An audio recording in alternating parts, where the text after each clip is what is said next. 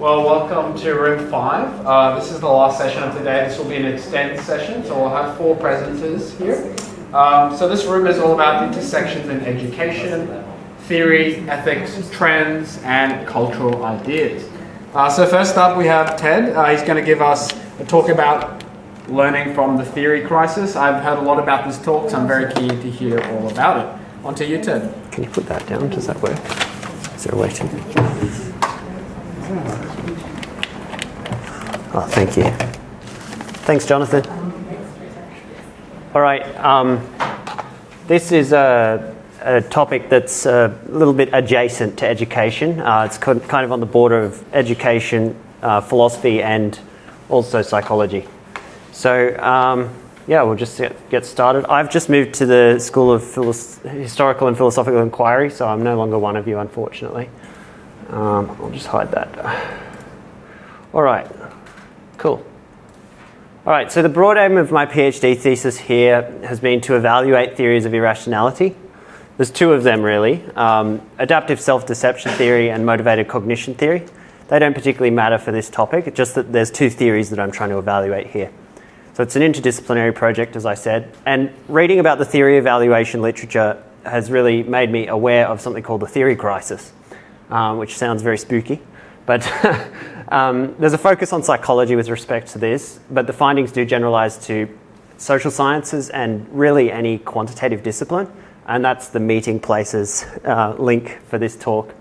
So the aim in this talk is to share some insights and inspire other researchers. There's no time to go through it in detail, but there's plenty of citations and stuff that I can, if anyone needs anything, just let me know. So there's 2 real relevant educational claims here. One of them is about psych curriculum design. Basically that it should focus more on theory and mechanisms, not to the detriment of statistics. Typically in psych, there's lots of stats and not really any emphasis on theory. So there's a quote here from Borsboom, and almost every researcher in this space is Dutch for some reason.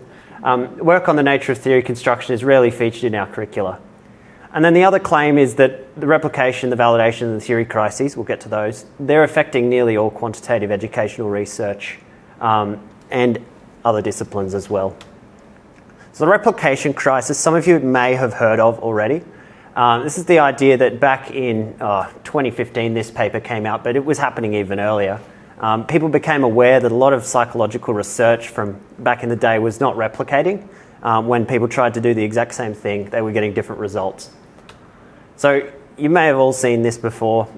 You've got your reliability and your validity and the difference between the 2. So you're thinking, well, okay, it's not replicating, so it's not reliable. What about validity? Well, lo and behold, there's a validation crisis, according to Shimak here. This article is from 2019, but he's basically saying low statistical power is part of the reason for this. There's also questionable research practices, and there's a whole literature on that now.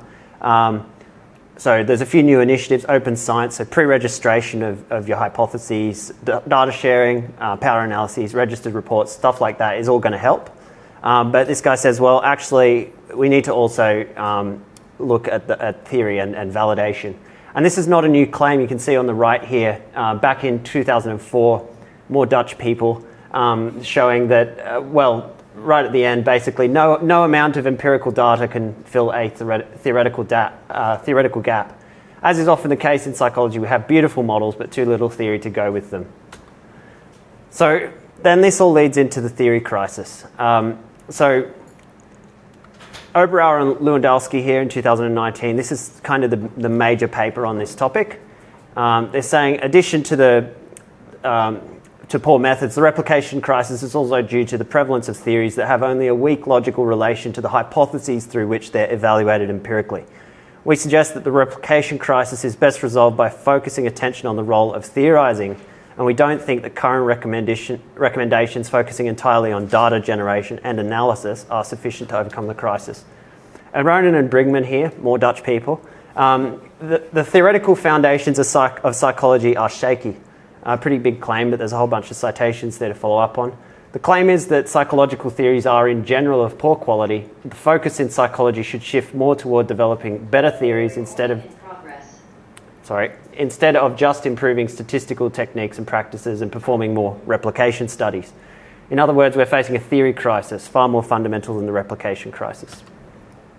Martin Hager from the University of Western Australia, who sort of works in the area sort of adjacent to medicine, he was an editor of journal for a long time, and he wrote this article that's become quite famous about deja variables with his experience as an editor. He said, "There's been many occasions where I've felt confronted with an uncanny sense of deja vu when reading social psychologists' descriptions of constructs that they've developed. I call this deja variables, the feeling that one has seen a variable with the same definition and content before, but referred to by a different term. And if it's not precisely identical, there's considerable overlap and redundancy." And over here, it says, Ellen Skinner in 1996 found more than 30 constructs related to perceived control alone. So that's just one example of this, and many more have been introduced since then as well. Denny Borisbaum, another Dutch guy. Fields of inquiry can actually develop a kind of philosophical disorder, theoretical amnesia. This is an article he wrote back in 2013 for the Open Science Collaboration, the same guys that did all this replication work in 2015. He says, in fields with this disorder, researchers no longer know what a theory is, which means that they can neither recognise its presence nor its absence. And in such fields, a statistical model, like a factor model, can come to occupy the vacuum created by the absence of theory. And he gives the example of the big five in personality research, or general intelligence is another example, IQ. And he says, I'm worried that's what's happened in these situations. He goes on, he says, if your science thrives on experiment and statistics, but lacks the power of theory, you get peculiar problems. Most importantly, you get slow. To see why, it's interesting to wonder how psychologists would build a bridge if they were using their typical methodological strategies.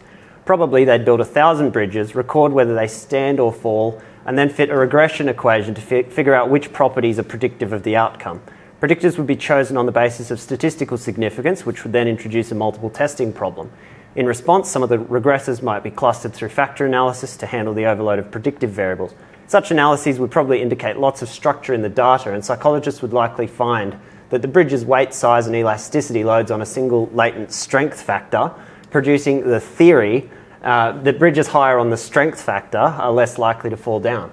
Cross-validation of that model would then be attempted by reproducing the analysis in a new sample of 1,000 bridges to weed out chance findings.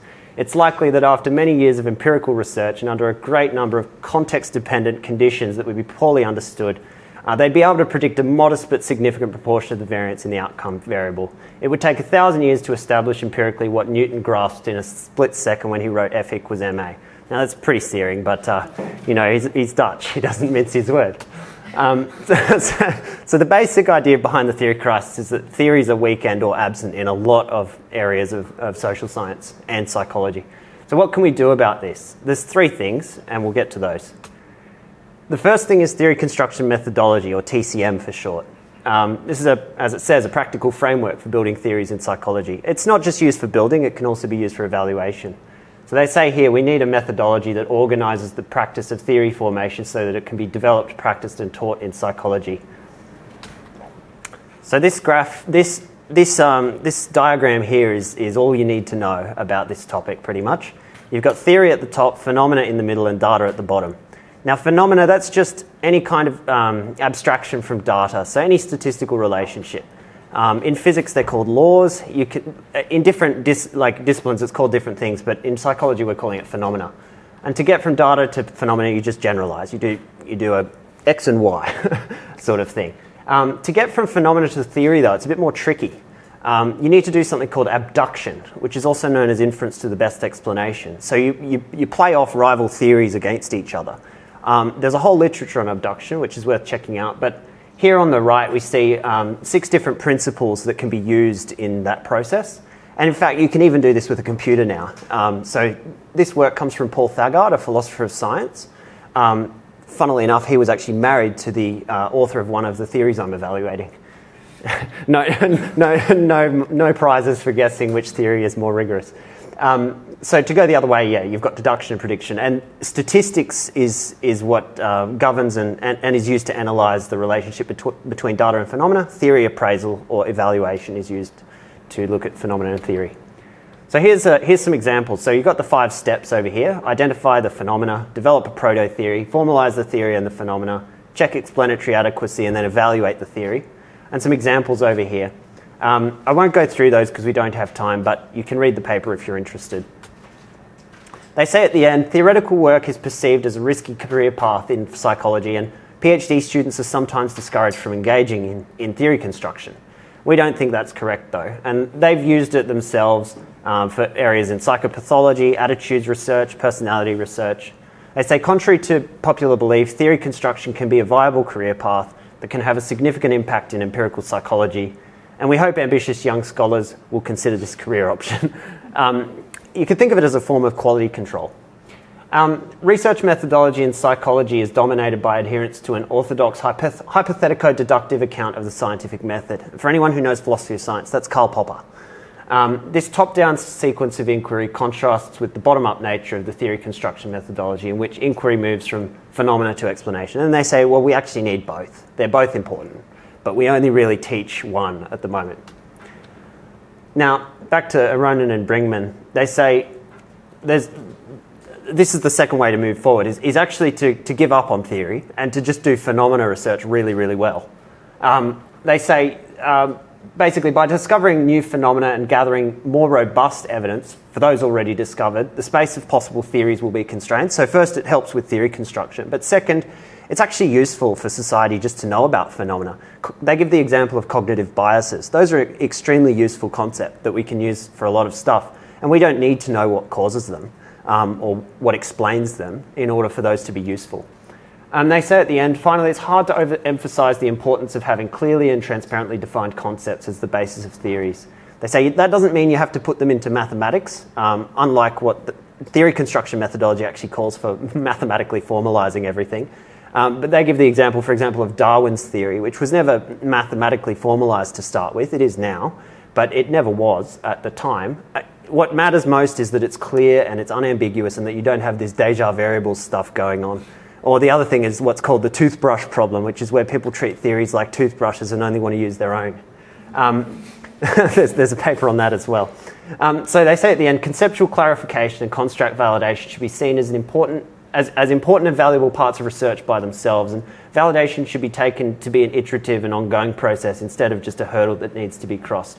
Now that last part is actually debatable. There's quite a debate in validity science about that. But the important part is that actually we see this as an important part of the work that we do. There's a third way to move forward as well, and that's to start thinking about theories in terms of mechanisms, particularly in psychology, because ultimately we are biological creatures, and that puts constraints on the way our minds work as well. This book here does a really good job of explaining this well, In Search of Mechanisms. Carl Craver's an American philosopher of science, extremely good philosopher of science who's inspired a lot of people. He says here, this is a version of the familiar childhood game of iteratively asking why, except in this case we ask, and how does that work? So he says, you can play this game at any stage of a mechanism. If you can't provide an answer, you've found a gap in your understanding of it. Our everyday explanatory knowledge is really quite shallow for most things. Few people can pass this test for such mundane mechanisms of everyday life as those by which toasters and car engines work. We engage in the everyday vice of what he calls boxology. Input bread and electricity, push the lever, output the toast. Boxology is the vice of operating with incomplete schemas for which we can't pass the and how does that work test. But a goal of science is to push beyond that level of understanding of everyday life to reveal the internal mechanisms by which things work. So that's a research program or kind of a methodological approach to theory construction that's really, really useful, and it's becoming more and more influential in psychology. This guy's actually a neuroscientist as well. So there's some educational implications. Replication, validation, theory crises are not limited to psychology, as we said earlier, any stats-heavy discipline. Political science and economics are other examples there. Quantitative studies can also identify phenomena but can't explain them. So if you want to explain things, you need to do theoretical work. Philosophy departments are pretty good at it, but yeah, there's kind of a gap happening here where a siloing of different departments having different skills. The psych department, for example, is really excellent at stats but has less theorists. Hypothetico-deductive model alone can't do validation or theoretical quality control. We need inference to the best explanation, or abduction, as we said. We often presuppose that theories in the literature that we use are plausible, and as a result, we can't guarantee our work's validity. So self-deception theory, for example, is cited and used by hundreds of scholars around the world, even though I've found in my work that it's a paradoxical theory, so it can't be. And without validation, results can't contribute to theory building, and they may, unfortunately, be destined for the rubbish bin of history. Factor analytic models usually tell us very little about causal mechanisms, as we saw in the bridge example, and the psych curriculum design should focus more on theory of mechanisms, but at the same time, the stats that we teach is also important, so we don't want to drop that if we can avoid it. There is some good news, and that is that qualitative disciplines are mostly unaffected by the theories crisis because it's more of a quantitative issue. And close to all areas of psychology are characterised by weak theories or a complete lack of theories, but there are some exceptions. Mathematical psychology is probably the foremost exception. There's also theoretical psychology in areas of cognitive psych. And finally, psychology probably has the hardest subject matter ever studied, which is partly why this is a thing. It's extremely difficult to do that.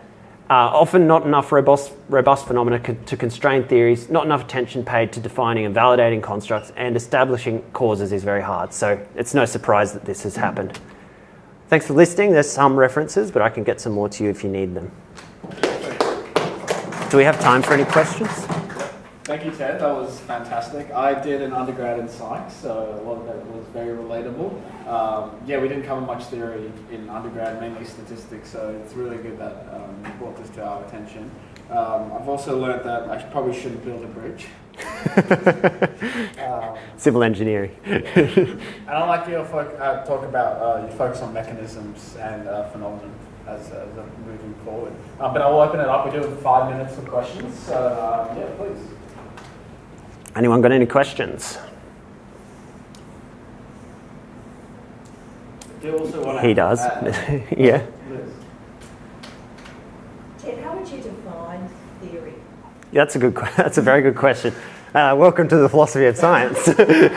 you can wear a badge now. So let's go back to this because this will help. So the literature on abduction obviously requires a formal definition of theory because how else are you going to computationally figure out what one is? So a theory is a set of hypotheses. In the formal definition, a theory is a set of hypotheses. It could just be one hypothesis, but usually it's more. For example, Darwin's theory of evolution. There's actually a paper where they go through this. Actually, it's right there, that citation there. Have a look at that if you're interested. So in that paper, they modelled Darwin's theory of evolution as a set of about 6 hypotheses, and they play it off against intelligent design theory to explain a whole bunch of phenomena that we know exist. And what they find is that intelligent design theory can explain 4 of them, and then Darwin's theory can explain like 24 of them. And so what you could think of a theory as is a set of hypotheses. I hope that answers your question. And they have to be obviously theoretically linked as well. That's called a nomological network in the literature. Yeah. Beatrice. If it's just, we can take theory as a set of hypotheses, why do we have to use a set of hypotheses to explain our own hypotheses? Well, where are you going to get the hypotheses from? Hypothesis comes from your data. Well, no, this is the issue that we've got, right? So in order to have a theory, which is a set of hypotheses that are linked in a nomological network, you need to evaluate a whole bunch of phenomena in order to go, well, what's going on here? What is the mechanism? And mechanism might bias you to thinking just of physical mechanisms, but it could be a cognitive mechanism, it could be a social mechanism. Yeah, so it's not a hypothesis then. A theory is not a hypothesis, no. A theory is a set of theoretically linked hypotheses. Have a read of this paper if you want to see a really good example of it. Is that unclear? I thought theory is just some explanation with explaining power. Yes, so explanatory power is why we want theories. So they're often known as inference tickets in the literature. It's like if we have an inference ticket, then we can derive our prediction of a phenomena to observe, and then we can go and look for it. And so think, for example, of Newton's theory, where F equals ma, and therefore we can expect that to hold in all kinds of situations, and we can go and look to falsify that. Does that make sense? Yeah, so I think, sociology field, this theory is pretty much like the published peer-reviewed and kind of like a statement that has this extreme power. So that's explanatory power. Yes, that's why we want theories. Yep. And if you've got a hypothesis, so here's an example. So it says here, develop a proto theory. You see that? So it says perhaps cognitive abilities are like mutualistic species. They promote each other's growth. So this is a theory of intelligence, a mutualistic model of intelligence. So this proto theory, you could look at that and say, well, that's a hypothesis, right? You could hypothesize that cognitive abilities are like mutualistic species, right? Does that make sense? So a hypothesis and a theory are a very closely related thing. Yeah. You guys want to join me in a round of applause? Okay. Ted did say that psychology is one of the hardest sciences, but I think education might trump it in that area. I mean, obviously they're very related. But thank you so much again, Ted. Thank now you. We'll have Recording Mohammed. in progress.